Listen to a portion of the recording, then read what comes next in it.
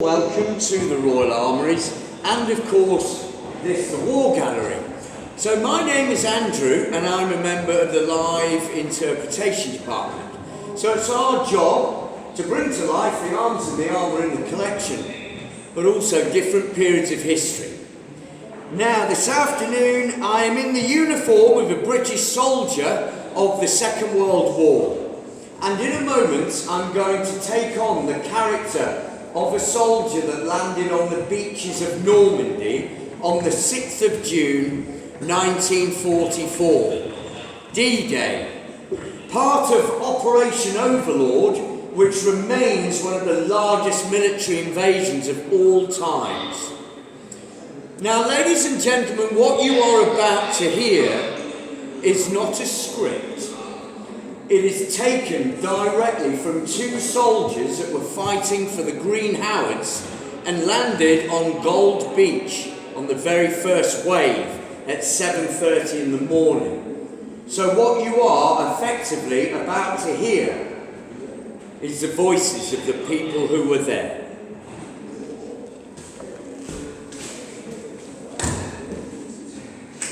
Now, we were tented somewhere in Essex.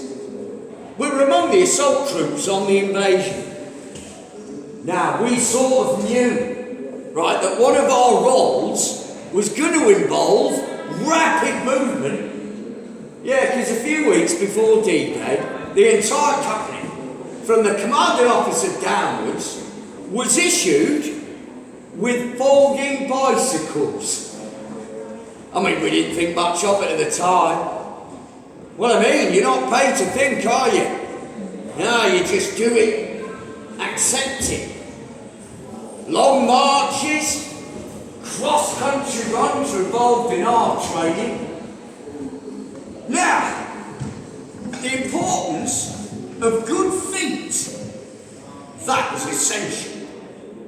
Yeah, so every morning I marched down to the football pitches, where an interesting period was spent soaking our feet in methylated spirits in our mess tins, coupled with soap in our socks and putting dubbing on our boots.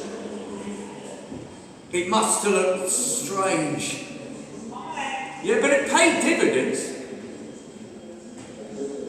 Now, when we finally left camp, all the locals were laughing and waving.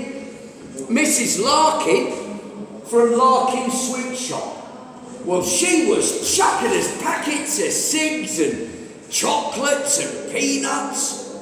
We'd capture and shout back, "Thank you, darling." Now, all the older people, they were stood by the curb, crying, saying, "Good luck, boys. God bless." I mean, needless to say, it was a sombre moment for us all. Now, when we finally got on board ship, it was a long wait. Well, the invasion was delayed. Yeah, so we passed the time playing cards, singing songs, that sort of thing. A couple of the boys, they brought mouth organs. And they'd play and we'd sing. Pretty soon, the song was all over the ship. Everyone was clambering up on deck just to join in on the singing. It was amazing though, just how quiet the ship fell at night.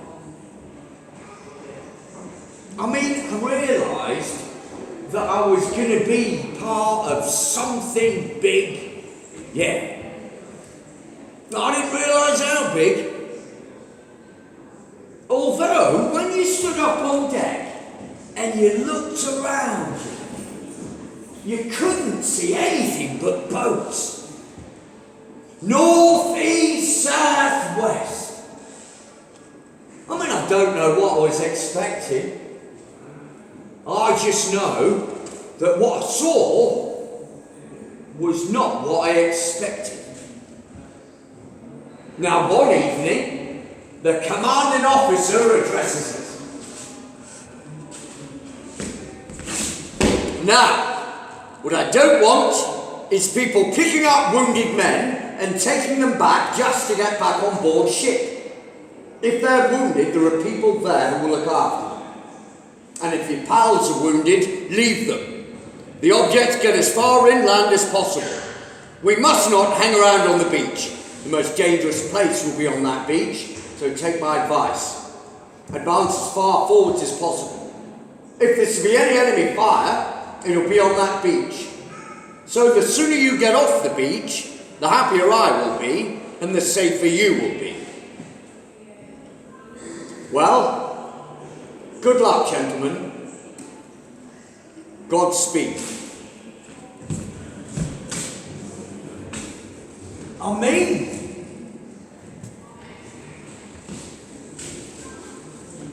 See, the funny thing is, right?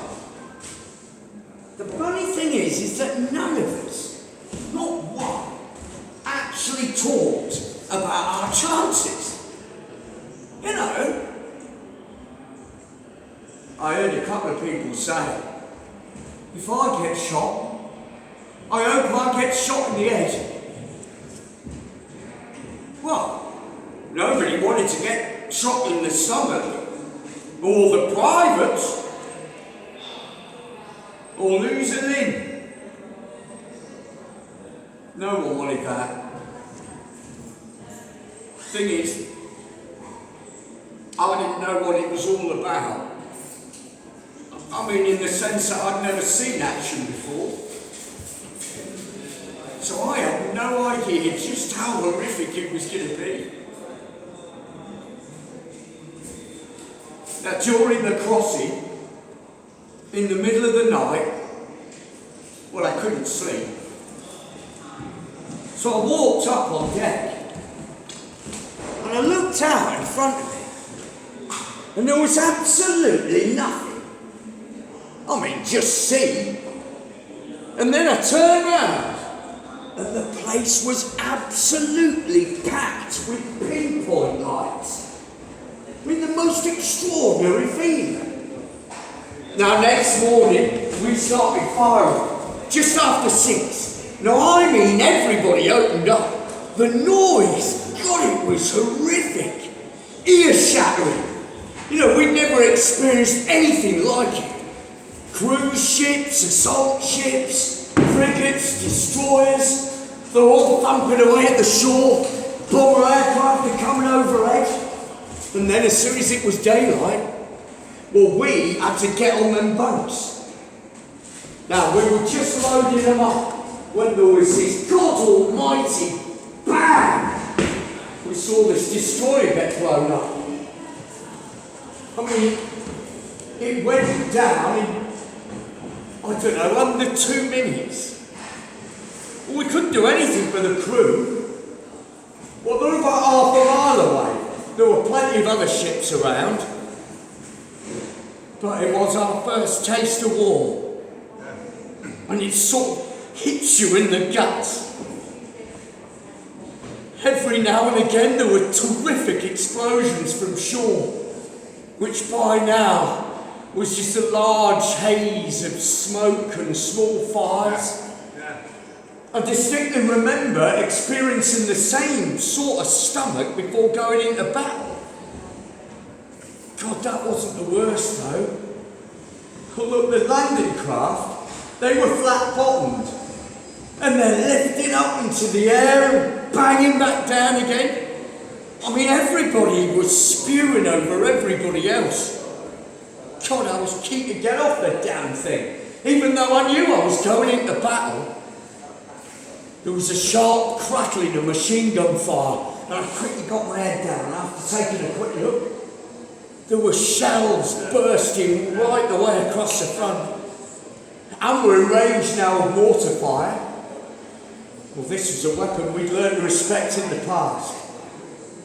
I saw one Higgins boat take a direct hit, and it was just completely